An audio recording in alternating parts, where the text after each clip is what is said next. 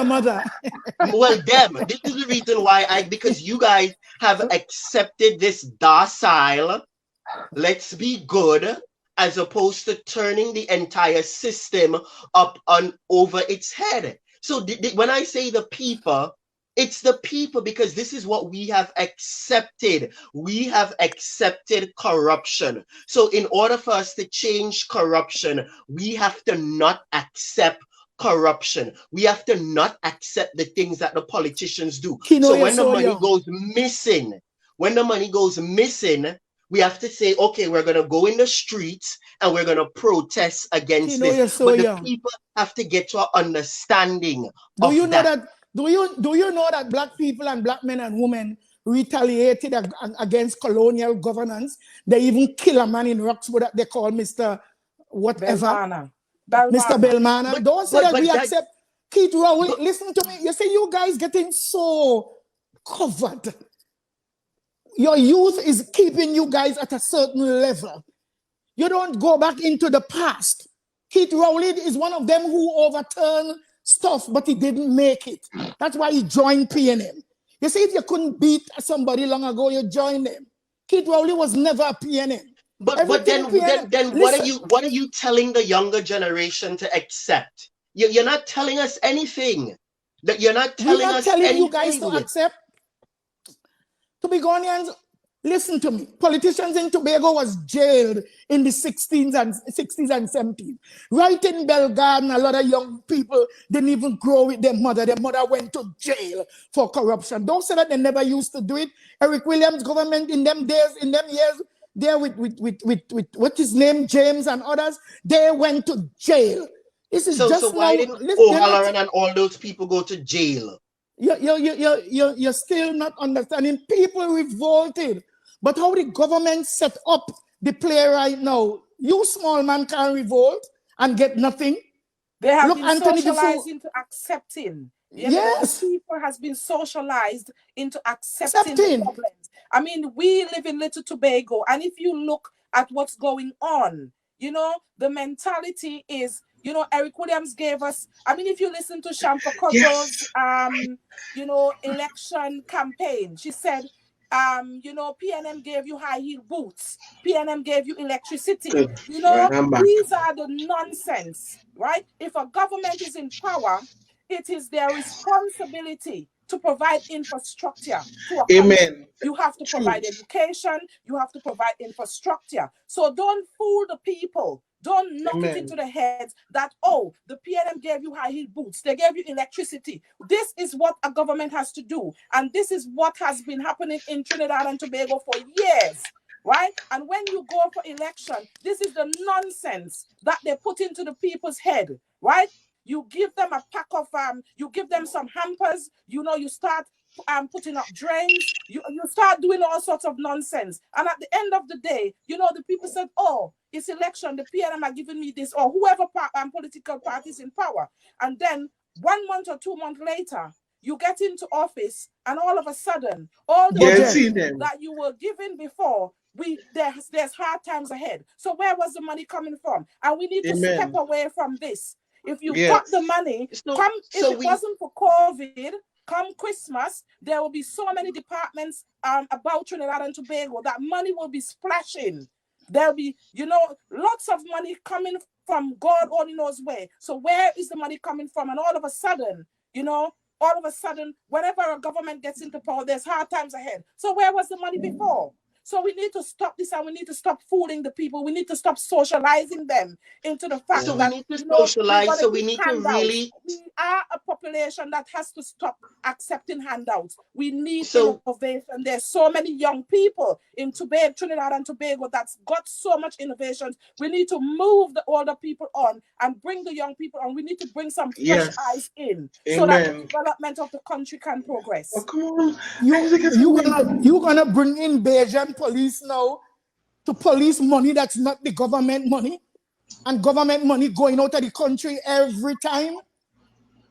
Even if we talk, look, we're talking here tonight. The people of Trinidad and Tobago should not accept this. I mean, I don't know about this drug thing or anything like that, but it's an insult to the people of Trinidad and Tobago, wherever they get their money from, for police from England and or Barbados to come in to investigate $22 million. It's ridiculous. Small change to what's missing in tourism in Tobago. Let us hear. It seems like our sister, she get her mojo back. Yes.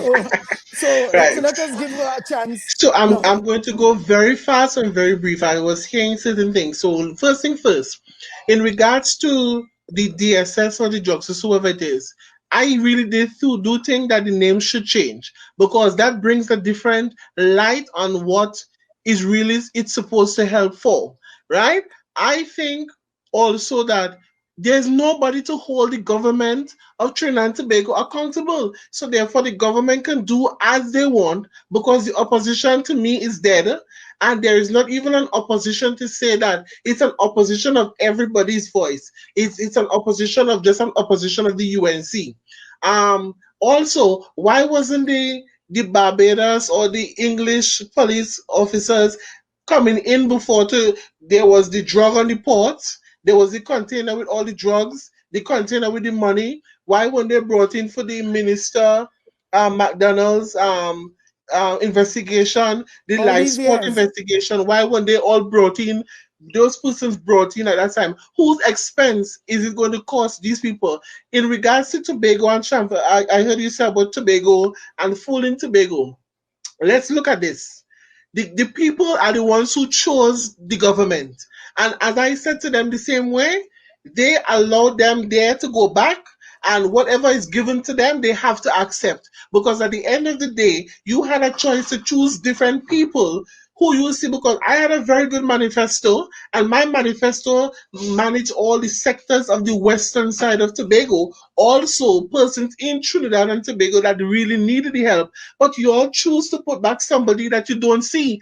For me, honestly, seeing that person for Tobago West, you will only see them for election time. After that, you don't see them at all unless they have to go for a re-election. So whatever the people of Tobago got out of the budget, I am happy and satisfied, because that is what they elected and that is what they wanted.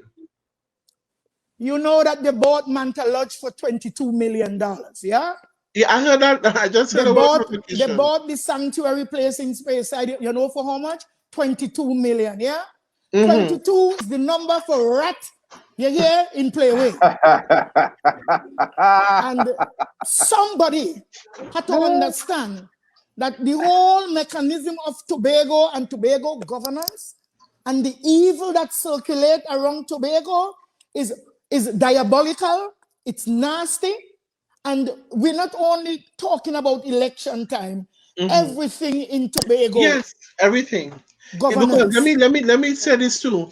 And you're going to see this happening in the election in the THA. And yes, I will be contesting one of the seats in Tobago House of Assembly elections. Breaking news. We are going to have what I've seen. Huh? Give that idea a round of applause, because he is going. He's running. We're not sure whether or not the running is about to create havoc for the other parties, but she's running. Right, and what I'm saying is that it started already. First thing, before you go further, you see, we kind of zigzagging here a little bit. Right. Before you go further, tell us what you believe. Yeah? Yeah. Tell us what you believe caused you the election. Are we going to blame the people of Tobago too? Blame your constituents, or you have a better reason for why? I think the reason, as I said from the beginning, the people had a choice, and whatever the people chose, I would accept that. They chose to put back somebody who was doing nothing for them and continue to run to somebody who's doing a lot for them. But they can't use me this time. I'm not going to be used. They didn't vote for Shamfa, they voted for the People's National Movement. But that's what I said. They voted for the party. They did not vote for the thing, because at the end of the day, look at it this way. This is how I pictured this election. you have a representative for Tobago West and Tobago East. What you are looking for is somebody who represents the interests of the people and represents also the interests of Tobago West and the whole of Tobago, because you're supposed to merge with that person in Tobago East. And when you have somebody representing the interests of the party, where are you as a representative for Tobago West? Where are you representing the constituents? Because let me tell you something. You as the MP, you are supposed to work with the area representative of the whole Western constituency. You can't have patients in courts and say, oh, that is the assemblyman. No, you are the representative, and this is what I'm saying. The reason why I ran is for somebody to hold them accountable, so I could be able to work with the assemblyman of the area of Tobago West. But that is not what's happening, because if you can send a budget for me from Trinidad to Tobago, and you as the chief secretary and the secretary of finance can say, we all know that was going to happen and we're going to accept it and work with it, is nonsense, because they're on the party. Because they are on the party of the PNM, they cannot say anything. If they say anything, they go on one time. As you can see right now in the process of the screening for the PNM candidates, you are seeing the same recycled old people coming back on. And this is what is going to happen. The people of Tobago now have to move forward by putting and merging. If the parties don't want to work together, you, the people, have the choice to vote different sections or different people in constituency and put them together to let them work together and form the next Tobago House of Assembly. And that is why I'm going out. Right now, we have to move on. I'm sorry. Yes. Go ahead. Sorry that you only get your feed right, because you missed out on answering some question. No so problem. Now, Lue-Ann, Keino, Ambassador Phillips, and Mr. DeFour, how will this current budget, now we into the budget, this is why we here. Right. Yeah. You see, a lot of things to me, because of my age and because I see the rotational politics coming again, is very weird to sit down and listen to the people of Tobago and Trinidad have to be taking blames, but nobody and throwing any blame on governance. Nobody and blaming Keith for anything. Nobody not blaming the Minister of Finance for anything. It's the people how we vote for. We didn't vote for that. When you go and you have sex, you love your sex. You didn't go for sex to get AIDS. Come on now. You go for sex because you want sex and you love it, so you went for it. But during that time, you can contract a baby or you can contract a disease. You didn't go for that mainly. Some people go for a baby, yeah? Because once you're using condoms, you're really going for a baby. That's another day, another topic. But Lue-Ann, I'm just trying to be analytical here. Lue-Ann, Keino, Ambassador Phillips, and Mr. DeFour, how will the current budget help or hurt the everyday Tobagonians, especially during COVID? Tell us. We start with Keino Baird. I mean, I don't have anything pleasant to say about this budget, so it's not going to help anybody, because it's a pattern of what we've seen before. And in order to, when we get the same old, we keep saying the same thing over and over again. What needs to happen is how are we going to re-socialize the people so that they know what the expectations of government should be, so that they can hold them accountable, but so you don't have anything to say? I can't tell you anything about the numbers and how it's going to affect people or anything like that, but we need to stop being disingenuous. Because, for example, specifically in Tobago, for example, how money gets to the Tobago House of Assembly. It's that's who can buy no food outside. You can't talk, you cannot talk, you can't talk. You can't speak to anyone while we have our show. Thank you. Money gets to Tobago from Trinidad through the Tobago House of Assembly from the central government. And in June, they would go and request 4.3 billion, and they would come in October and get 2.3 billion, and then they say that they're okay with it. I'm not okay with that. You being disingenuous. They say they're okay with it. Who said that? The people who requested the 4.3 billion, and when they get 2.3, they say they're They are okay enemy of the with people. it. They are enemy of the people. The real people who suffering will not say that. But that's what they're saying. Joel They're could say saying, what Joel is part of government. He must accept his rotten fish. He will tell you his fish is good because he's part of but it. that is what We are talking. we have to deal with the Keino, reality of what we have. Keino, here the question. How will the current budget help or hurt the everyday Tobagonian? Joel Jack is not everyday. So seeing that you don't have anything to speak about the everyday people, we will move on because we are on 15 minutes.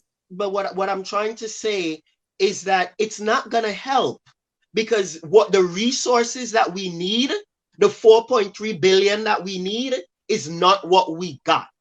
Okay? When they requested 4.3 billion and only got 2.3, and then they're saying that they're okay with it, what I'm not okay with is you being disingenuous about saying that we can deal with that. Because if I ask you for $1 and you give me 47 cents, I cannot accomplish what I'm going to accomplish with the dollar that I'm going to accomplish with 47 cents. So it's not going to help anybody. We acknowledge the symptom. We acknowledge what you're saying. It makes great sense. But how will it help? It's not going to help. It's going to hurt. Well, right. You have to give that. But the source of the hurt, of the hurt is the lack of resources, and that's what we need to address. That is what I'm coming back with you here with. We're speaking about what we get for the past few years with budget. We never get what we ask for. However, whatever we receive, it's never put into the right effect. Yeah. Mm-hmm. Things are still undone. What we are asking for is the hurt. And right now, what I am saying is that asking for 4, you have reason to ask for 4. If you are given 2, Joel Jack is not the man to speak on behalf of the everyday man. But the everyday man is affected by what we have. That's right. Maybe it's good. Maybe it's good that they didn't get $4 billion because they were a thief more. So I guess that's how it's helping. So you can't see that more people would have been helped, it's and more projects, and people will get their back pay. Oh, okay. Wow. I understand just where you come, because that is where you call corruption, and that is what the Tobago House of Assembly is guilty of for the past years. Mr. DeFour, you are Trinidadian, yes, but you are a politician of and for the people. We are 1 hour and 18 minutes. I think we have accomplished a lot. However, none of our topics create solutions. What do you think you can say about the budget?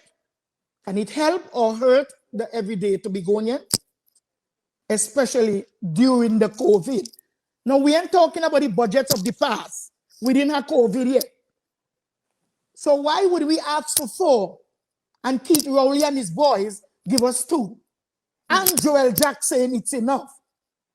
You see, a lot of Tobagonian can't speak to me or speak about me because I don't take Baba Bunga. I do not take it, not even in my family. Tell us what you think about this wayward budget that people failing to discuss. I asked a lady about the budget. She said, me, I don't listen to them thing they. And never did and never will. That is the problem. Right there, that is the problem. It's the population is not interested. They're just not interested. And again, that allows the government of the day to do and say whatever the heck they want, because the people are not understanding what is being said to them. That is one. That is in the first place. Is the budget really gonna how will the budget help or hurt the everyday Trinbagonian? not just as the Tobagonian, but in Trinidad as well, as a nation as a whole. It's simply not sustainable, especially in a COVID environment. We're running the risk of having to always lock down, and with the social distancing, you're not able to have the number of people in your establishments. Again, that is stifling the flow of monies. It's stifling the opportunity for the population to have spending power, because at every level, you find that the numbers are not as it used to be. I mean, I'm a prime example of that. I had no other choice than to close down a restaurant in Cuba a few months ago when with the first lockdown, and I personally, I really blame government for that, for me losing my business. I am not going to take full responsibility for it, only because I did not ask to close my business. I did not ask to send my employees home. I did not ask to have a pandemic that we have to now segregate ourselves and lock ourselves away from the public. Now, as a government and being proactive, go ahead, Mama. So, you have something you want to say? So as the COVID is here and the small businesses have to shut down, what remedial help are you getting from the Trinidad and Tobago government? You see it? You have to speak. Zero, yeah? Zero. And did again, you expect better? Did you expect better? Of course. Again, as far as I see it, the government is not truly seeking the interests of the nation and every aspect of that, especially where the private sector is concerned, with middle class or even lower or aspiring entrepreneurs. There's nothing truly in place to safeguard that. And giving out a little grant 1 month, this month, you ain't sure if you're getting it next month or whatever the case might be, still not having a true idea as to the overheads of each business person's business at whatever level that they're at. I mean, really and truly, it simply makes no sense. You're having a man like Imbert dealing with finance within the government. I mean, does he have a foresight in really securing the financial environment of Trinidad and Tobago? Does he have a proper think tank giving him proper guidance or recommendations in the steps that he and the government in itself needs to make in bringing a level of betterment to the country? As far as I see the budget, all it said was how much they were able to tax the regular citizen, and how much money is, because they're not even saying exactly where monies are directly being applied, and how much benefit is going to be gained by the citizen from that. Now, again, we are dealing in a COVID environment. You're not having the type of cash flow flowing through the system as it should be. You're not able to have trade as it used to be. I mean, the entire dynamics and the way we live as a nation is totally different now in a COVID environment. This question can go for the whole panel.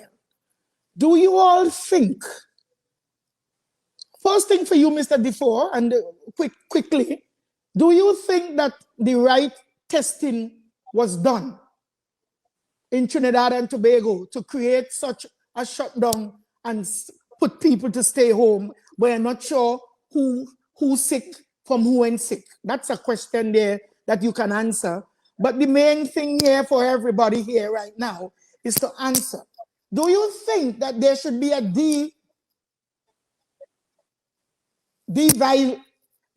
another divisive method used, right? Right? Where you shouldn't be looking to do an airport right now where tourism and all is asleep, and have the pandemic, have people suffering during this pandemic for food, clothes, clothing, shelter, especially small businesses where some people took the last money and put up to open that business. I know young women who took loans to open up a little boutique, to open up a hair shop, to start a liquor restaurant. and everything have to shut down right now. How are these people surviving in Trinidad and especially in Tobago? Keino, you want to go first or you will go after? Oh, we have someone.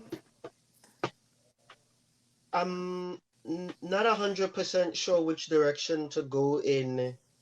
With the airport. Here. Doing the airport. Should that be first priority? Well, the fact is the airport. I mean, I don't even know what to say because the fact is the airport is being done. You know, I'm a realist. Okay, the fact is the airport is being done. The airport is being done. And we need to understand this thing called consent of the governed. Consent of governed. And what that simply means is we give our permission and they make the decisions. Okay, we may not agree with the decisions that they make. I mean, we're not going to always agree with the decision that they make, but that's what consent of the governed means. Okay, we don't have the time every day to go to parliament to read every bill, to vote on every piece of legislation. That's not how citizenship work in a republic. That's not how it works. We give our vote and our voice to representatives who then make certain decisions, some of which are legislative decisions, which hurt lives to a degree. Some choices we're not going to agree with. But the fact is the airport is getting done. So what I think or not, my opinion at this point about the airport getting done is pretty much irrelevant because it's in the process of getting it done. We need to probably figure out some strategies, maybe how we can counteract something that they're doing, but we have to deal with the reality of what is being done and approach it from that vantage point. And that's how I approach things. I was just reading something here while you were talking. Sorry.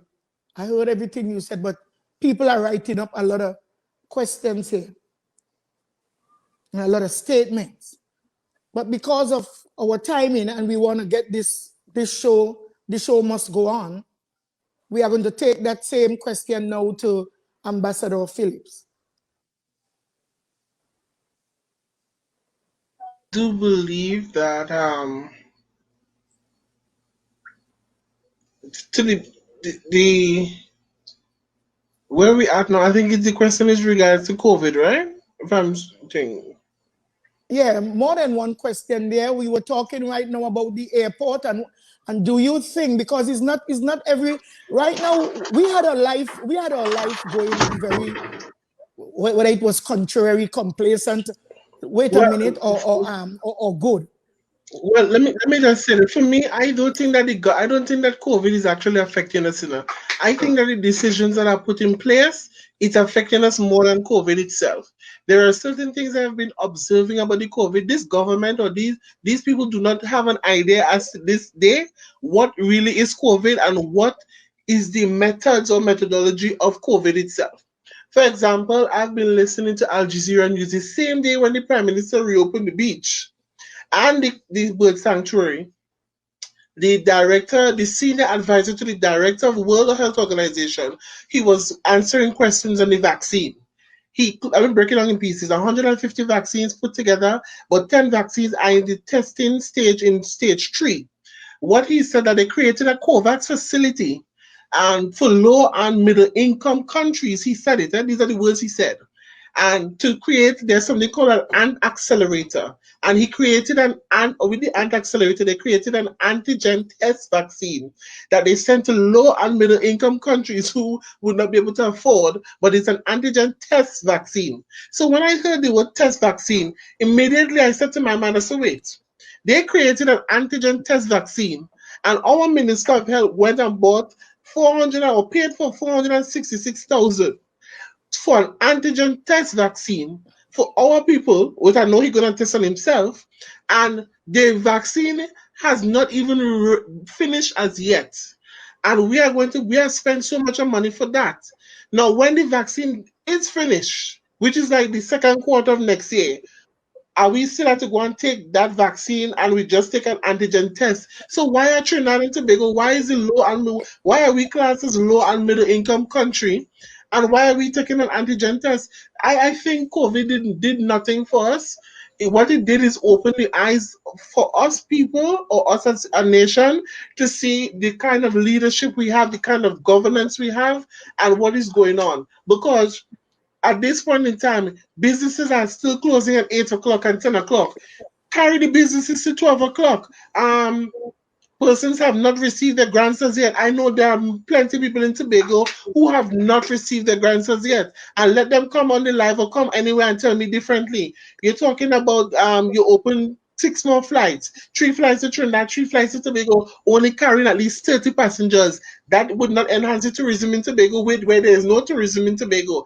You're studying about hotels. There's so much things that are affecting us, and COVID had just opened our eyes to the neglect and to the inconsistencies of governance and good governance in this country. And for me, as I said, it doesn't matter what I said, you say, or how we feel. This is what the people voted for. This is what they get, and this is what they're going to continue to get. Because come January morning, if it hit or swing or miss, it's the same thing they're going to do. And then after they put them back there, or if they choose to put them back there, they're going to complain again after. So as far as I see, the people are the ones who want to accept what the nonsense is given to them. We as a society, we like too much of handouts, and we like too much of a gimme attitude.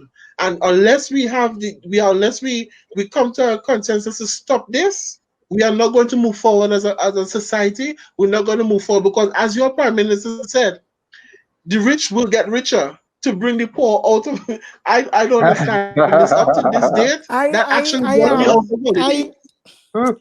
You see what I liked about my show. That's why I'm going to continue doing it. I like progressive movements. And I like people to understand that COVID came here and he met us in whatever condition we were. Some of us, we were comfortable. Yeah. Some of us were, wait, I'm talking. Some of us was rich. But could we say no to COVID? It came. We can't stop certain things from happening. We couldn't even stop ourselves from becoming victim. The same way I ask him the question now. Do you think that because of COVID and what is happening to our people, our everyday people, should the government continue to rush building the airport? Can that money diversify? Wait a minute. Yeah. Can that money be diversified? And I'm going to take that question now to Lue-Ann and Mr. DeFour. It's 1:33. 1 hour 33 minutes. I think as a people, you know, the priority is not the airport. I think if you go, as I said, go back to the grassroots. And, you know, I'm living in the UK and I am working as a public health specialist, and I'm seeing the inequalities. They're there, but COVID has brought them to the surface.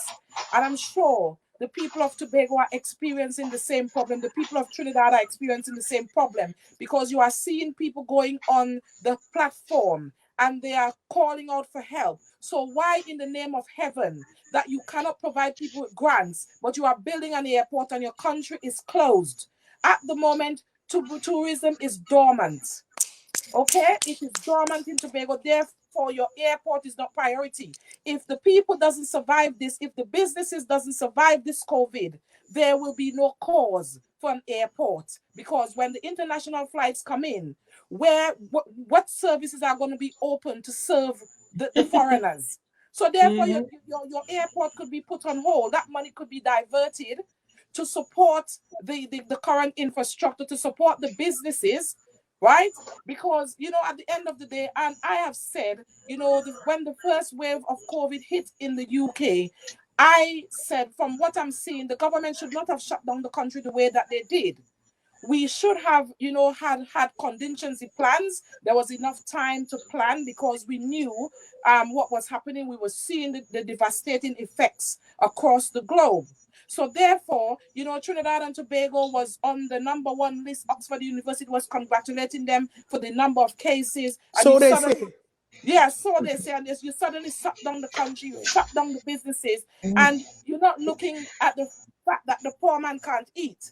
You've now put all the classes online. Parents are unable to buy, devices for their children to support their education. And you're sitting there telling me that you're spending the money on an airport. Every child should have a device for the parents who cannot afford it. Because, of course, we've put you there. Things have changed. This has not been your plan. Therefore, you have to shelve the plan of the airport at the moment and divert the money to where it is needed. That's what I'm saying. You don't have to continue something. If you marry someone and they show you that they are loving and they are kind, and I will never hit you, baby, you are my this, you are my that. But the first week after marriage, he start to slap you, kick you, verbally abuse you. How long would you take that for? Would you live a lifetime with it? Because for better, for worse, for richer, for poorer, I don't think so. But you was dating the man for the last 5 years and you went and married him. You don't say that. You do not understand what people are going through. And you know, Cora, I like that example. This is an example of abuse. It is an example of abuse to the people of Trinidad and Tobago. It's not because you've signed up for it. We were being abused over the last 5. We were being abused over Yes, the last 5 years. I agree with you, Keino. Accepted the sixth thing again. However, should we continue? If you want the people to stop taking it, this is not the conversation to have, Keino. So then we have to learn for better for the next chance. This is the learning period. And in the learning period, you don't have to keep the PNM in power. The PNM don't have to be in power for the 5 years. So then what do we go do? Overthrow the government in the morning? Okay, Keino. All right, Keino, we ending it there when it comes to that. We're gonna go to Mr. DeFour to see what he has to say concerning the airport that is being rushed, and we don't have.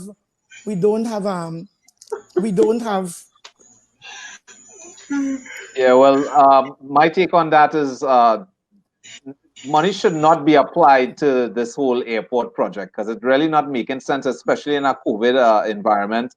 We have to really, scrutinize where monies are being applied, where it's being spent, what are we getting back in return directly. I mean, you're building up airport. If it's for tourism, you have to understand in a COVID world, you're not going to have tourism being as robust as it was before. You have a company like Caribbean Airlines just recently basically shed 1/3 of their weight where their employing force is concerned. I mean, it's downsizing everywhere across the board, and it's not just restricted here to Trinidad and Tobago. This is on a global scale in every country, especially our partnering countries that assist where tourism and so on is concerned. And even for our Ministry of Tourism here in Trinidad, how much do they actually do to market Trinidad and Tobago and what we're able to offer even before COVID? To say, well, people are very aware of Trinidad and Tobago. All the news going out to Trinidad from Trinidad is how many people getting killed, who was getting kidnapped early 2000s. There has always been negative rhetoric coming out of Trinidad and Tobago being exposed to the world. And in my mind, I just believe that the people that have not taken the responsibility for the portfolios that they hold in safeguarding the country and its outlook on a global platform. And again, that is not going to allow investors to want to come to Trinidad and invest. They're not going to want tourism companies or tourists, for that matter, to want to come to Trinidad in droves because we're not making it attractive enough, not just for the international market, but it's not even attractive enough for its own citizens. And that's the reality of it, because the exchange of people leaving Trinidad to come to Tobago or vice versa those numbers has dwindled as the years went by to present day. And this is our environment that we're dealing with right now in a COVID environment where it's non-existent. We don't have an exchange of any type of tourism, ecotourism, or anything of the likes taking place on any major scale that can contribute directly in a positive note to either the GDP or of the nation or to Tobago directly in any case. So in my mind, I do believe that the country or the government, I should say, they have a lot of work that and a lot of missing pieces. They're just throwing things left, right, and center and just hoping something sticks and makes an impression. I think what's happening here with the DDS thing, that is all a distraction again from what government is doing to the population and the nation as a whole. That's my 2 cents there, Mama. When tourism was very active, and tourism should have been bringing in money to Tobago, Orville London took millions of dollars. Correct. And claimed that he's fixing Crown Point Airport, Arthur Robinson Airport. And how much few years ago, hundreds of thousands, I said millions of dollars was invested in fixing Arthur Robinson's Airport. We didn't look to build a massive airport now. Hundreds of millions. And let me tell you guys something here tonight. I am surprised that the people of Tobago sitting down and allowing they themselves fixing their house, but COVID hit, so all repairs stop, because they can't fix house and do this while they're not working and they don't know where the next salary coming from. But the Tobago House of Assembly could take money, even take gifts from China. We don't know how we paying back China. We wasn't asked permission. We don't know what is China's proposal. Agenda. Yeah. Yes, to keep rolling. Central government coming from Trinidad to open up, where to open up, because it seems like many people not understanding that we have to follow Tobago politics. We have to follow what is happening. We have to follow the effects of what is going on through the Tobago House of Assembly. And for people to follow Watson Duke in such a huge way. Well, Watson, but we still end up giving PNM the prerogative. I cannot understand, when are we going to turn the blame off our normal brothers and sisters and put it where the power is? Because we're in fear. We're in fear as a nation. We are divided. We have not found that champion. They have not presented themselves to the population. That person who is going to bring the nation together, they have not presented themselves to the people of Trinidad and Tobago, and is why they would continue making the same choices that they've made, because it's what they're comfortable with, one, and it's what they're sure of, two. No matter whether it be crumbs in a particular space and time, at least they're sure of getting them crumbs, and they're holding the task for those crumbs. To say, like how Mr. Keino was saying before, where the level of change, and to be direct as exactly what change is going to be given, or what have you. Again, the people can't comprehend that. They can't even wrap their heads around. Listen to me. Listen, they're not leaving the people to contest elections the way elections should be contested. It's a Oreo that change it. Yeah? It's a coolie word that change it. Yeah. Or she's lesbian, or she thief money. But what are we doing? Because you're going to tell me all these gangs that came together as one, cool down on all the murders and the killing, in order for a change. Yeah. And all of a sudden, just because she called me black blank.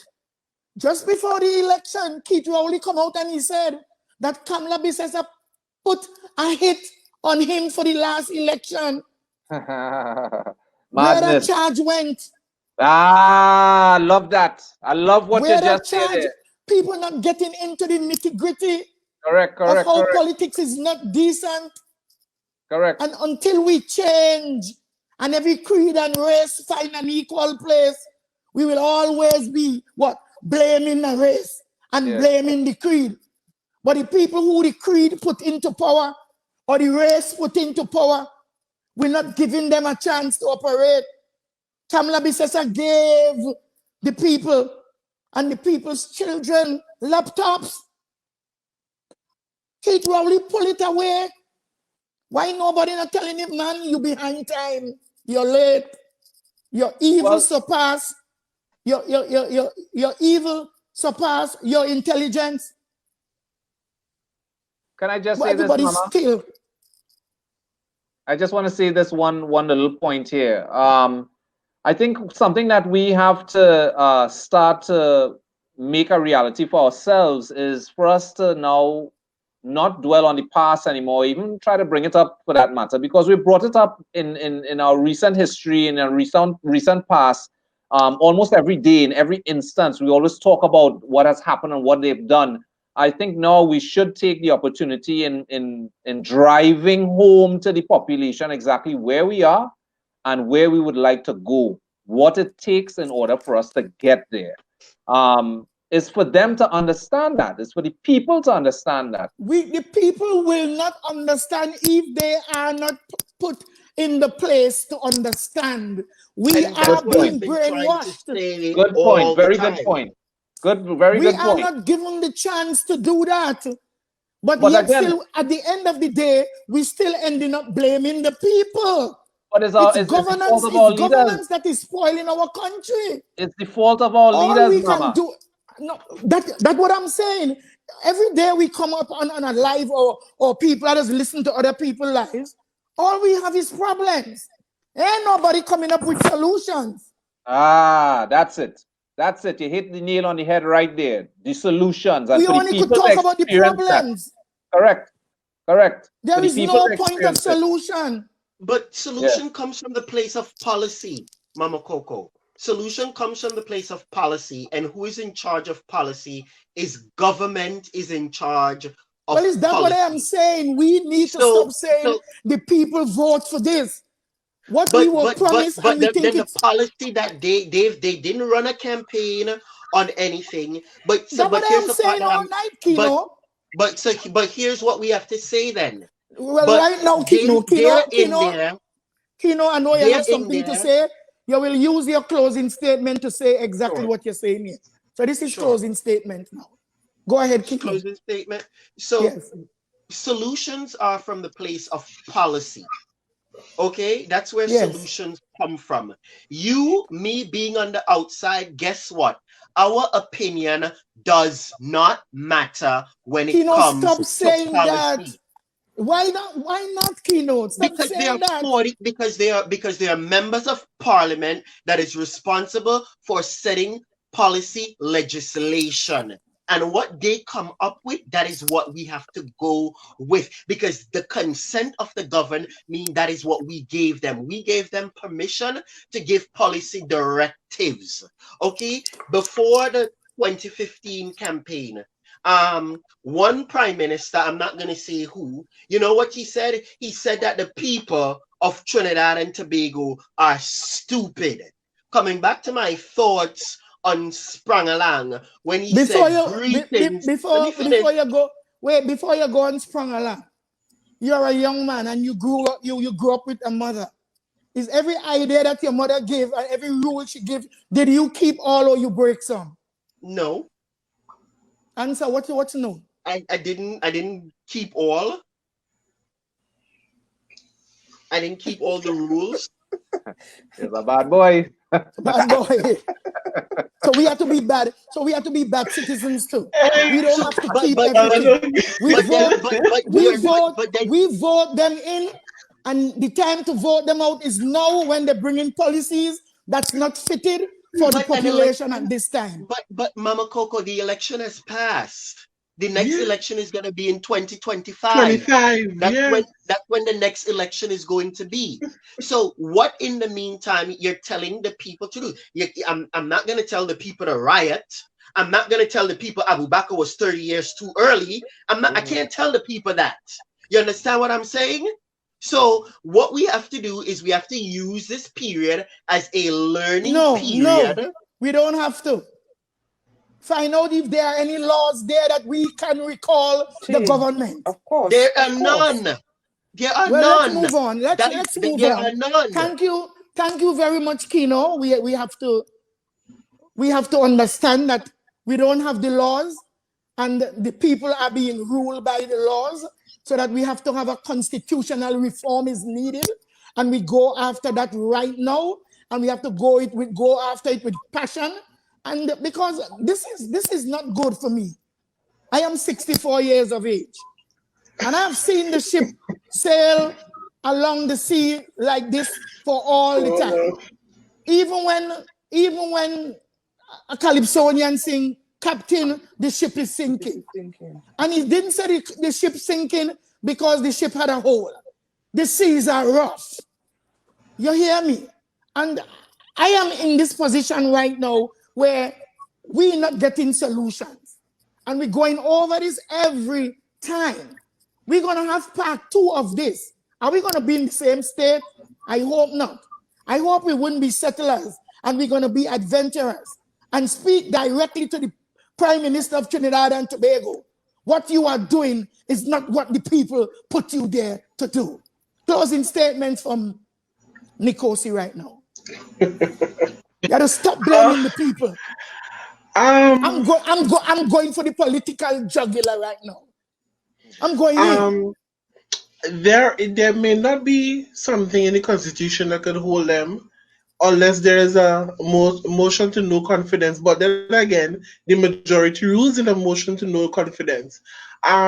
But there are 2 elections that are leading up to the 2025 elections, which is the Tobago House of Assembly elections and the local government elections. So this is where you make it or break it. This is where the people now, or the other parties or the other oppositions who did not have that chance, this is the time when they can come together and prepare themselves for 2025.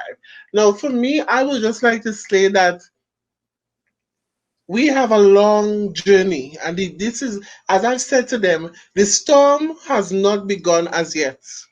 The storm is rebuilding the nation and rebuilding everybody going forward in the nation, right? We've just now cruising into the storm.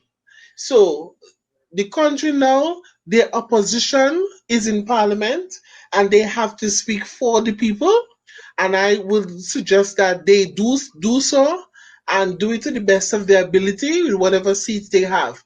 Persons like us as political leaders and persons who did not make it to the parliament, we have to continue raising concerns in the media, writing letters to the Prime Minister to push them to do what is right. That is as much as what we can do and to voice our opinions.